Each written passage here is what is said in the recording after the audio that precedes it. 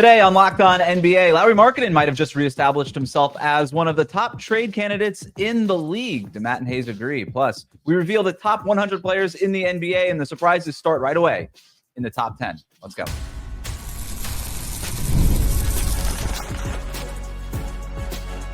You are Locked On NBA, your daily NBA podcast. Part of the Locked On Podcast Network, your team every day. All right, welcome back to Locked On NBA. Thanks for making us your first listen of the day. We are free and available wherever you get your podcast. Part of the Locked On Podcast Network, your team every day. Today's episode is brought to you by FanDuel. Football season is here, and right now, new customers can bet just $5. And if your bet wins, you'll get $300 in bonus bets. Download the FanDuel app to get started. I'm Wes Goldberg, and we are talking about the Thunder losing one of their front court players for the season and the Locked On Podcast Network's top 100 player rankings. And we're doing it with the help of Locked On's local experts. And I have two of the best with me, as always, from the Locked On Nuggets podcast. He's a senior NBA writer for the Action Network, Matt Moore. Matt? NFL started yesterday. You can check out Locked On NFL for more and all the team sites. I checked out Locked On Ravens this morning. That was fun. I really enjoyed that. But it made me miss the NBA. I want takes about our sport. Haize, I need the sport to come back. I have a need to produce takes. I'm an engine that is producing all of this take energy with nowhere to go. We need it back. The NBL starts on Monday. Next Monday, you can start watching that. There you go. There goes your takes. Watch Australian basketball. There you go. Hey, he's Locked On Bulls podcast, also a Bears and Bulls creator for Bleacher Report. You must be feeling pretty good about tonight's Monday Night Football game, though. I'm a Bears fan. I can never feel too good until the Bears are up by at least 12. So, no, I mean, I'm excited. Feel good? I've been fooled before, Wes. I've been fooled before. Preaching to the choir. I'm a Dolphins fan. Matt cannot relate as a Chiefs fan. It's been nothing but good times lately, except for the Super Bowl. That was a little rough, but we don't have to talk about that. There's a bunch of stuff that we do have to talk about. We got to catch up from the weekend. So let's just jump in to some weekend winners and losers. And guys, my first winner, Lauri Markkanen and the Utah Jazz. After Finland beat Serbia in one of the biggest international basketball upsets in recent memory, Lauri Markkanen was phenomenal. 29 points. He's been one of the best players in the tournament as Finland advances. He's averaging 26 points and 8.2 rebounds during this tournament. Lauri Markkanen, has he reestablished himself as an all-star type player and one of maybe the top realistic trade candidates this season? Matt, what do you think? I never think that EuroBasket's going to do much. Like Dennis Schroeder won FIBA MVP, and that doesn't put him on the map, right? But it is a reminder of hey, Lauri can get you a bucket. He will fill it up. And his ability to space the floor. Finland is bombing from three. Once again, Nikola Jokic and Serbia lose to a team that is willing that can just outpace them from 3-point range. Markkanen, I do think, is going to be probably a hot trade target this season with how bad the Jazz are going to be.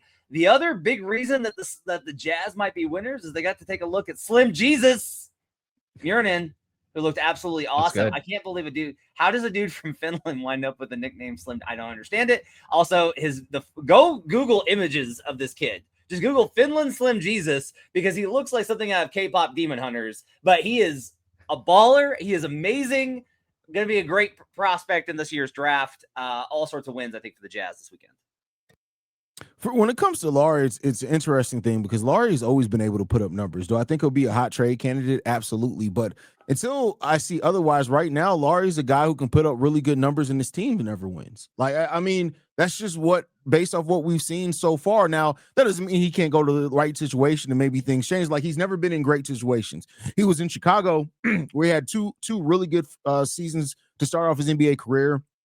They're a terribly ran organization. So then he brought in an idiot coach that completely ruined his confidence. He goes to Cleveland for 1 year. He plays okay there. And then, of course, he has the best years of his career as far as statistic-wise with the Utah Jazz, but they have not won a lot. And I'm not putting that all on him. That's the state of the franchise. So, I don't have any doubts that Lauri can put up numbers. The question is, can he do that on a winning team? And that's where I have questions. It's very similar, to be honest with you, to Zach LaVine. So far, Lauri's proven to be a guy that can put up numbers, but not necessarily win.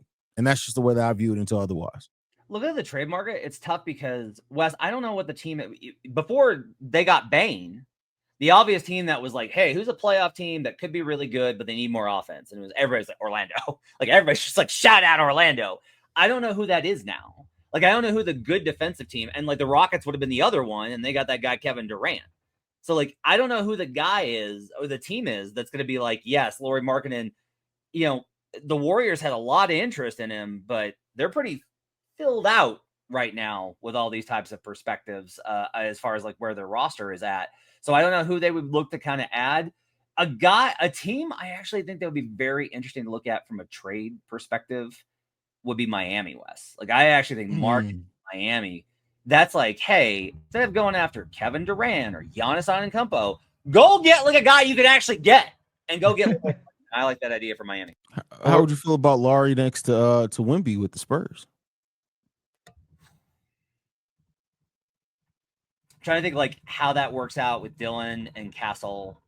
I like it better from the like I like the improvement over the wings, but I would still be like you still need like a really good wing who can shoot and handle and defend.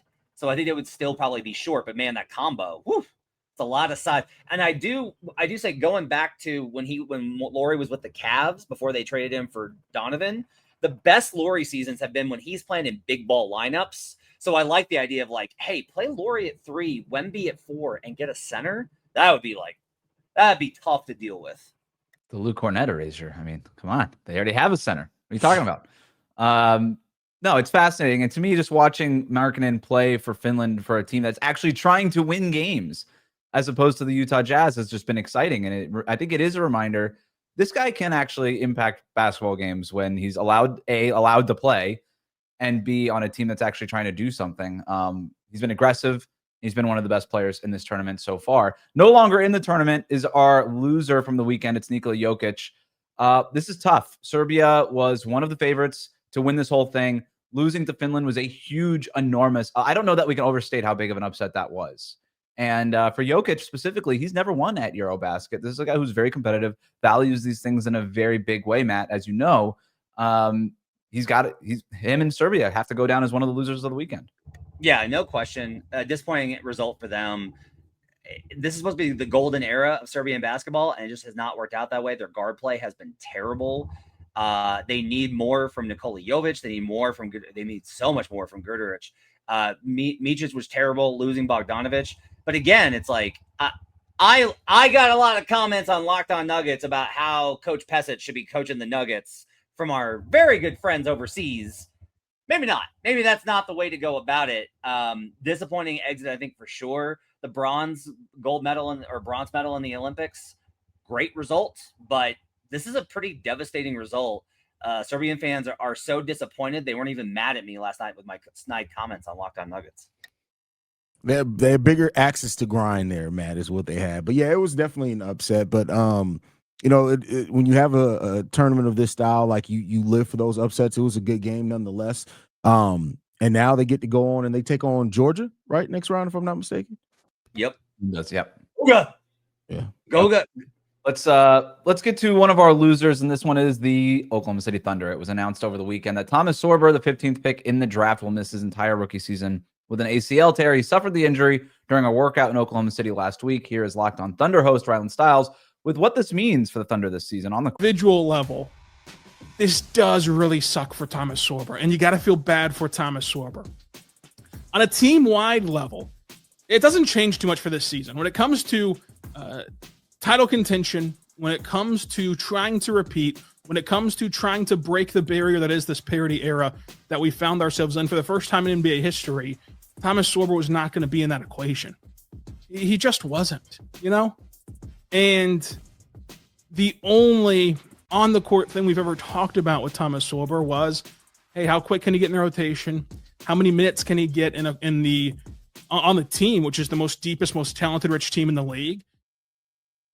We've got 60 seconds. Haize, do you agree with Rylan in terms of the on-the-court impact being minimal? Yeah, I don't think he was going to play a huge role. And honestly, I mean, this is normal for the Thunder. Chet missed his rookie year. Topic missed his rookie year. Now Sorber. So he's in good company there. I think he'll be all right long term. Leads you to wonder if they're doing this on purpose. Are they breaking ligaments to try and to be like, gotta keep you on the timeline? It shouldn't be a big impact here's the thing, as long as Chet and Isaiah stay healthy, but it loses your fallback position, right? It's all those like little things, but even then they manage without any center there, so I'm not worried about it. Yeah, they went a month last year without any of their centers, and they still won the championship. So this team finds a way regardless. That'll do it for winners and losers coming up. We voted, and we are ready to reveal the top 100 players in the NBA for next season. There's some big surprises right away in the top 10. Today's episode is brought to you by FanDuel. The NFL season is here, and FanDuel is making sure you're ready for kickoff with a can't-miss offer. Right now, new customers can bet just $5, and if your bet wins, you'll get $300 in bonus bets to use across the app. I love using FanDuel because it fits however you like to bet. Player props, building a same-game parlay, or even jumping in live as the action unfolds. Say if you took a parlay, a 3-team parlay with all the Florida teams, the Bucks, the Jaguars, and the Dolphins, and maybe one of those teams wasn't holding up their end of the bargain, that's when you can jump in and some of that live action and recoup some of those losses there. It makes every game more exciting, whether you're watching your team or just keeping an eye on your fantasy lineup. It's quick, it's easy, it's the best way to add a little bit more energy to your Sundays. So are you ready to play? Download the FanDuel app now by visiting FanDuel.com to get started. That's FanDuel.com to place your first $5 bet.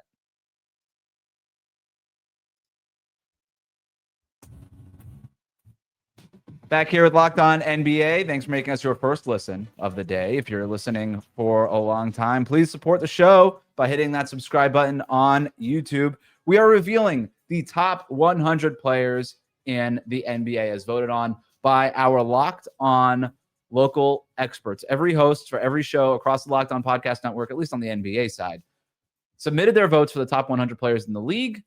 And we are going to be revealing them today across the network on a ton of different places. You're going to want to tune in. This is very exciting as a project for us as a network. But let's jump right in, guys, to what everybody wants to know. Who are the top 10 players in the NBA? And as you can see on this graphic here on YouTube, Nikola Jokic checks in at number 1. No surprise there. Shakeup at number 2. Giannis, Luka, and Steph round out 3, 4, and 5. But, guys, I look at this graphic, and there's a name that jumps out to me. And it's Victor Wembanyama at 7. Are we too early to be moving Wembanyama this high up in our top 10 rankings, Matt?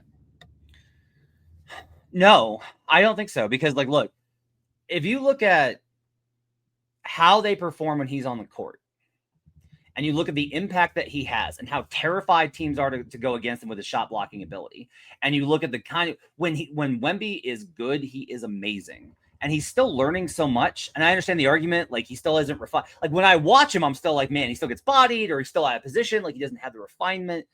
And he's still so impactful with what he's able to do at that size with his guard skills. I don't think this is too early because we're talking about next season. And if you expect him to get better, even coming off the blood clot, I think it's fair to put him in this range, Haize. I do not think we're too early on Victor. Yeah, I can see the argument for us being too early, but I think when you factor in everything you just laid out there, as well as like just how unique of a talent he is, the one thing that I would say that counts against him is just he's not been available enough. And a lot of these guys under him, while some of them deal with injury concerns too, they're just available a little bit more. But Wemby is such a unique talent. I can see why he was voted there. I'll leave it at that for now. I'll leave it. We'll talk about it as we get further in the list, but I can understand why he's in the top 10. Over Jalen Brunson, over Donovan Mitchell, over NBA champion, and in case people forget, gold medalist Jayson Tatum. I think that's a bigger story here. How is Tatum 10? Like this is, and I will blame the powers that the mighty shadowy figures at the top of Locked On. Pull the curtain back, Matt. Let's do this. They had us do like, hey, you need to keep the guys that are injured in there as if they're going to play, but you got like, what do you expect from them if they're injured? We should have just kept all of these guys out because the rankings on these guys are wildly off, and that creates, I think, some issues here. Jayson Tatum is not the 10th best player in the NBA. Now, I do not think he's 5th. He's definitely not 5th. He's either 6th, 7th, or 8th. Like his range is very precise, Haize. I can't justify having Jayson Tatum at a 6, 7, 8. I think if you got him top 5, I'm like, chill out. If you got him top 10, that's way too low. So where do you think Jayson Tatum should be at? How it shook out, where should he be at? I need to take that back. I think it's okay to have him 5th, and I have to say that because I had him 5th. I had him 5th. And the reason I had him 5th is like, look, he makes all these conference finals over and over and over and over and over again. He's had seasons where he averaged 30. He has won a championship. Like, Jayson Tatum has had a better career than Shai Gilgeous-Alexander. And on some level, I think that needs not right next year. Shai's going to be better because Tatum's not going to play. But I think that Tatum deserves. It's really weird because to me, 10 is so disrespectful, and anything inside the top 5 is like, well, that's too much.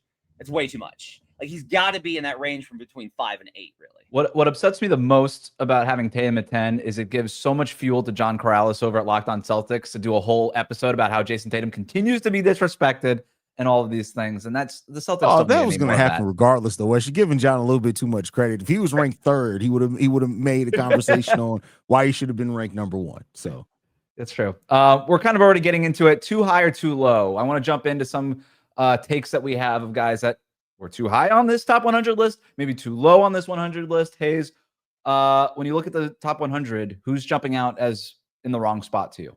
Devin Booker's too high to me. Too high to me. I like Devin Booker and I know what he is as a player, but I do think that we've seen that, like, that season that he had when they went to the NBA Finals was the best season of his career. And it was him playing with Chris Paul. Chris Paul's organizing that offense. And while Booker can still fill it up, I think that Booker has a lot to prove. And he hopefully is going to prove it now, what he can be with a team that's built around him. But so far it hasn't been that productive. So I personally think he's ranked a little bit. I'd have him more in 21 to 30 range. I'd say more 19 to 25, somewhere up in there. But that's the one that stands out to me. He's ranked a little bit too high in my opinion. I do not understand why our panelists do not respect the Pacers. Eastern Conference Finals appearance, then a Finals appearance. They won the Eastern Conference. Tyrese Halliburton is 13th, and Pascal Siakam is 22nd? 22nd for a guy that I think has played at an all-NBA level consistently over the last couple of years. Like, Jalen Williams is above Pascal Siakam. Really? Like, I think there is massive Pacers disrespect for what they accomplished. And I think it's a lot of jealousy, I think, coming from the Eastern Conference panelists. I had Siakam 18 and I don't know where I had Halliburton. Did I rank Halliburton? No, because he was injured. I was very confused by the assignment. Maybe that's why he was ranked so low. You were confused by the assignment? Well, I don't know if these guys are supposed to be ranked or not. He's out for the whole season. I don't know where I had him at 6. Never mind. I had him at 6. See, there you go. Wes knows. Cooper Flagg. He comes in at number 80 as a rookie. Guy's never played an NBA minute in his life. Too high? Should we have the rookies in here? I'm a big Cooper Flagg fan. He looked great in Vegas. Obviously looked amazing in Duke. Number 1 pick. Generational. Blah, blah, blah, blah, blah. Is it unfair, though, to put him at 80 as a rookie? Hayes got to go first because yes, because he hasn't played it. And it's no, like you said, no disrespect to Cooper Flagg and who and what he can be, but let them prove it. I don't think rookies should even be included in this because they haven't touched an actual NBA floor. How many rookies did we think were going to be great that ended up to be just being even perfectly fine kind of role players over their NBA careers? It's happened. There's been a lot of top 5 picks end up being perfectly solid role players over their career. I'm not saying that I expect that for Cooper, but I think let's let these guys show, at least lay some groundwork on what we expect them to be in the NBA before we include them in a list like this personally. Amen, man. Amen. How many guys have we been like, well, even if he's not great, like, he'll still be really good. And then it's like, no, they were terrible. Like, busts happen. Like, busts happen all the time. There's an old joke that is, you're not a person until you're in my phone book, which is a thing that we used to have. And I feel this way where I'm like, you're not an NBA player till you play in the NBA. I'm not ranking rookies on a scale of NBA players when they have not done a thing. They're all trillions across the board on the stat line. Haven't even fouled anybody yet. Like, there is no question to me that you cannot include these rookies. And once again, I will put on a tin hat. Coordinator for Locked On NBA channel just happens to run Locked On Mavericks. You think you think Nick shoehorned Cooper in here? I think so. He did send the email. Got to make sure that the rookies get in there. Who else is verifying these votes? That's what we need to ask ourselves now. Stop the count. We need to get Pablo Torre on the investigation here.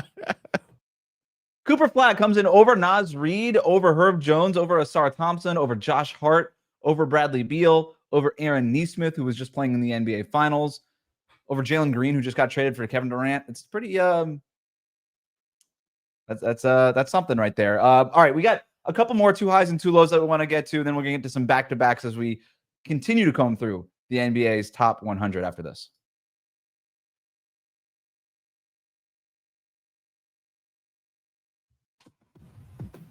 Back here on Locked On NBA. Thanks for making Locked On NBA your first listen every day. The Locked On Podcast Network has a show for every team. Check out Locked On Thunder for more on Thomas Sorber.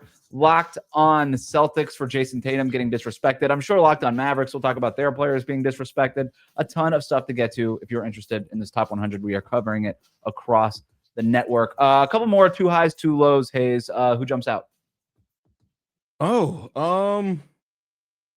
Honestly, I'd say Paul George at 76. I know that's still low. That's low as heck, but like Paul George, he hasn't looked good for a couple of years now. I think that that's a little bit too high for Paul George. I can understand him absolutely being in the top 100, but I think when you look at the way that some of these players have performed, and actually like Drew Holiday has been in the finals in the last couple of years, for example, like those are guys that I would put over Paul George as it stands right now. I think they impact the game a little bit more, like guys like Naz Reid, I would say as well. I'm going to do the unpopular thing that I don't want to do, and I'm going to defend Rudy Gobert here. Ooh. He's 51st. This is the best rim protector in the NBA, guys. We all still know it. The metrics all prove this out. He's the best rim protector in the NBA. And even with the offensive issues, having him 51 is too low. You see Embiid there at 52. None of us think that Embiid is worse than Rudy Gobert. It's just a matter of not knowing what you're going to get from Joel night to night in terms of the injury stuff.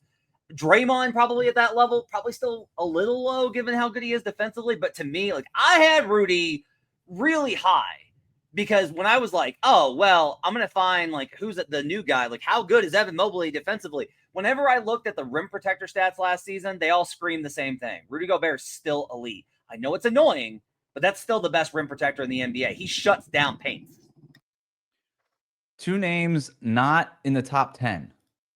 LeBron James and Kevin Durant. Are they too low? Or are we finally at the time where, yeah, KD, LeBron, these aren't top 10 players in the league anymore? So here's the thing. And this is what I was getting at when I said we'll talk about it later. And then we kind of just started talking about other things. And I didn't want to bring the controversy because I know people are going to react to this.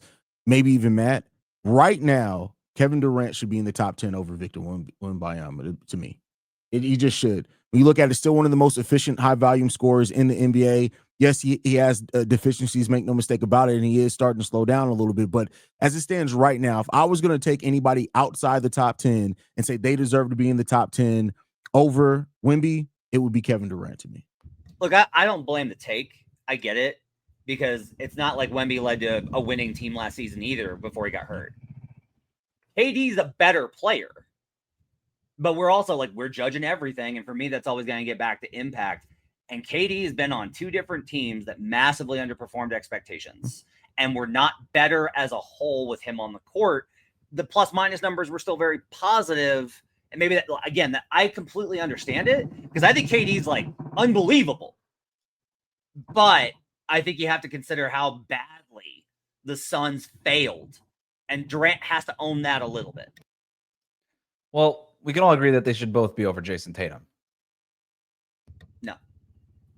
No, Wes. I understand Locked On Heat. I understand how Heat fans feel about the Boston Celtics, but no. Fair enough. Let's get to some back-to-back breakdowns. This is where we compare 2 players ranked next to each other and ask, did we get it right? Kevin Durant and LeBron.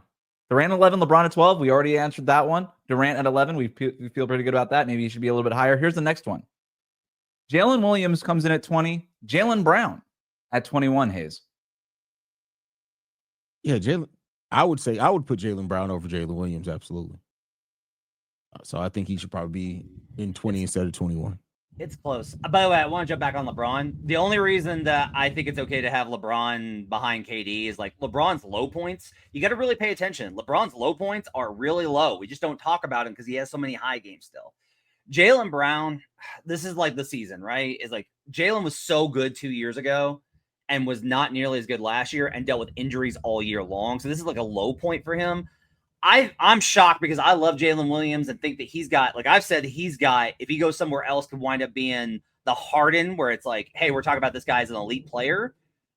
But we're a little ahead of ourselves, I think, here with Jalen Williams. Like, he was not great in the playoffs for OKC. He does a lot of things really well, but Jaylen Brown is still a much sharper, much more complete, and much better player than Jalen Williams. I was shocked at this result. Let's go to another one here. Bam Adebayo checks in at 30. Domantas Sabonis, 31. Now, as the host of Locked On Heat, I know this debate very well. It's a debate among Heat fans and Kings fans. Kings fans swear, Matt George over at Locked On Kings, Sabonis, way better than Bam. Bam can't do anything that Sabonis does offensively. And then Heat fans, Bam, defensively, perennial Defensive Player of the Year candidate. Personally, guys, I had Bam higher on my ranking than Sabonis. Was I wrong? Were we wrong as a network to have Bam at 30, Sabonis one spot behind him? Oh, no, I think Bam should be above Sabonis. I think the two-way nature of Bam Adebayo, when you look at some of his defensive splits, the multiple positions that he does guard, how he does deter players from coming into the lane, all that type of stuff that he does, I think that Bam impacts the game in more areas than Sabonis. Is Sabonis the better offensive player? Yes. And we'll see what now with Bam moving to the 4 permanently next season, maybe, what that does. But I think Bam should be ranked above Sabonis as it stands right now.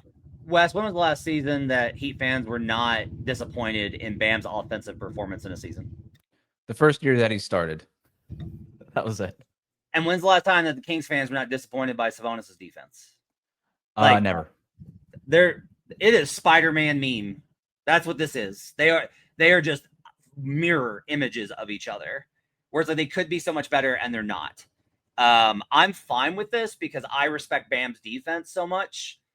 But like Sabonis is like a triple-double machine, and that does matter. Like the production that he pours in is really good, but the impact isn't there. And with Bam, like the impact's there, but he doesn't carry enough from his production side. So to me, is very correct that they are in this range right next to each other.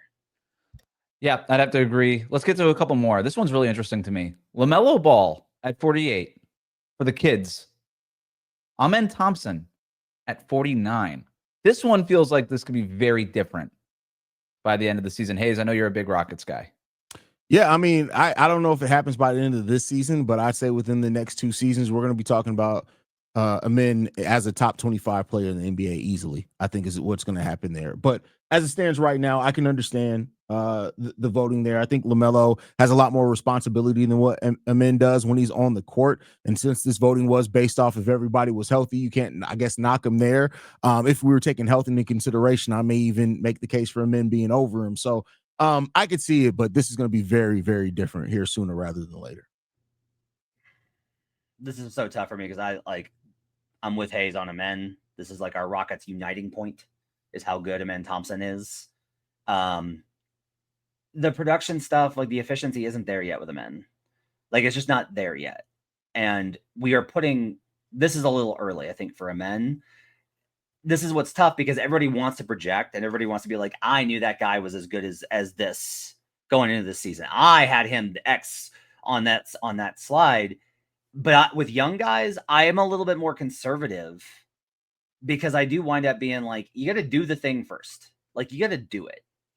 And with LaMelo, there's so many numbers and so many data points and so many highlights that you can look at. And you really can make an argument that LaMelo he is awesome, but it hasn't translated to winning and he can't stay healthy, which is the only reason like this is a question. I still think that LaMelo needs to go over him because if LaMelo has one season where he gets healthy, like if both players are fully healthy next season and the Hornets are not horrendous somehow, then like we're going to be like, oh yeah, LaMelo is way better than Amen. Even if Amen makes a big leap, I think over the 5 years, I'm with Haize on Amen. But next year, I think LaMelo deserves more respect. So there's a little bit of a theme here about maybe being too early on a few players here. I'm going to throw one more back-to-back at you, but this is a back-to-back-to-back. I got 3 players here. Jalen Johnson checks in at number 42. We've got Julius Randle at 43, Aaron Gordon at 44, and heck, we could even throw OG Anunoby here in 45. These tweener forward, power forward types, kind of in a little bit of a run here. Jalen Johnson comes in over all of them. What do we think about that, Matt? Are we too early on Jalen Johnson to the disrespect of somebody like Randall, who's been on an all-NBA team, Aaron Gordon, NBA champion, OG Anunoby got traded for $1 billion first-round picks? Yes, we are too early. Like, I love Jalen Johnson, was saying like this guy could be like the best player on the Hawks. He got hurt 36 games in, but like, look at these numbers I'm about to tell you. All right, 68.8% at the rim. That's great, but most of that was in transition. He shot 36% from mid-range, 20th percentile. Not good. 31% from three-point range. There's no jumper. He's got great numbers for his assist rate as a forward, and the defensive stuff is excellent. But Johnson is not a guy you can give the ball to and just be like, go get us a bucket or run the offense. He can't do either one, Haize. And so, like, again, I think there's this rush to be like, the young guys are always going to be looked on favorably because everybody, like, they're exciting and new, and we overlook what veterans are capable of. I think we're a little early again here on Jalen Johnson, especially with Julius Randle. And I think that we missed one in that too. There's no reason why Scotty Barnes shouldn't be part of this conversation too. He's right there. Like, Scotty Barnes, while a solid player and it does look like a player on his way up, I would probably honestly trust Jalen Johnson more than I do Scotty Barnes personally right now. So I think all those veterans, the guys in Julius Randle, Aaron Gordon, OG Anunoby that are down, even Desmond Bane, should be above Jalen and Scotty Barnes, in my opinion. Last thing here, literally last thing here. Number 100. Not quite Mr. Irrelevant, because we're still considering this guy a top 100 player in the league, but it's Toumani Camara from the Portland Trailblazers. Guys, good way to punctuate the list, because sometimes, again, peeling back the curtain here, usually get like a buzzier number 100. But Toumani Camara, we're sticking true to the assignment here. Camara as a top 100 guy. Is this the right way to end our list here, Matt? I was a little surprised that Shaedon Sharpe's not on the list. Like, I was a little surprised at that. Like, that did not make as much sense to me. But then again, like, the advanced numbers definitely say that Toumani's better. Toumani, I think the defensive stuff is outrageous for him. But what I will say is I would have rather this instead. You said like buzzy 100. I wanted this to be less buzzy. Like, I think TJ McConnell is like the perfect number 100. Like, TJ McConnell is like the perfect number 100. No Dean Wade? Not even I. Not even I. Not even I. But just the fact that you thought about it for a split second and you looked over to the left like, could I? Could I? Is Dean Wade? Is Dean Wade a top 100? So yeah, I think Toumani's going to have a great season. His defensive stuff is excellent. It's going to be really interesting to see like what this Blazers team turns into this season and how we think of them, because this is the season where I think a lot of identities evolve, good or bad, for this Portland Trailblazers team. We're going to end it there today. If you like what you heard today, subscribe to Locked On NBA wherever you get your podcasts, including on YouTube. Thanks to Matt and Haize for their expertise every day. Thank you for making Locked On NBA your first listen. We'll see you right back here tomorrow on Locked On NBA.